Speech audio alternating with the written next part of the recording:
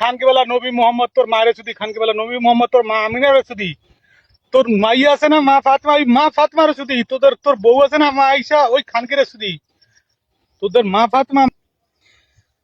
মুসলমান জাতির নবী হলাম আমি। আশহাদু লা ইলাহা ইল্লাল্লাহ, আশহাদু আন্না বিজা ইয়া রাসূলুল্লাহ। তো আমি হলাম তোদের নবী। ভিডিওটা প্রচন্ড পরিমাণ শেয়ার হবে। 95% মুসলিম দেশে বসবাস করে এই নাস্তিকের বাচ্চা, এই কুত্তার বাচ্চার মুখ থেকে এগুলো কথা আমাদেরকে শুনতে হবে। এই নাস্তিকের বাচ্চার কত বড় কলিজা। আমাদের রাসূল সাল্লাল্লাহু আলাইহি সাল্লাম, রাসূল সাল্লাল্লাহু আলাইহি সাল্লামের মেয়ে আল্লাহকে নিয়ে কটূক্তি করে, রাসূল সাল্লাল্লাহু আলাইহি সাল্লামের সাহাবাকে নিয়ে কটূক্তি করে। এই কুলাঙ্গারের বাচ্চার কোনো সময় দেওয়া যাবে না। আগামীকাল সূর্য উদয়ের আগে এই নাস্তিকের বাচ্চাকে জ্যান্ত মাটির নিচে গাইরে ফেলতে হবে।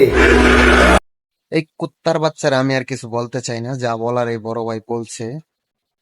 ও আল্লাহ এবং আল্লাহর রাসূল এবং আমাদের রাসূলের মেয়েকে নিয়ে এবং কি মা খাদিজা, মা আয়েশাকে নিয়ে যে কথাবার্তা বলছে, ও আসলে মানুষের বাচ্চা না, ও হলো জানোয়ারের বাচ্চা।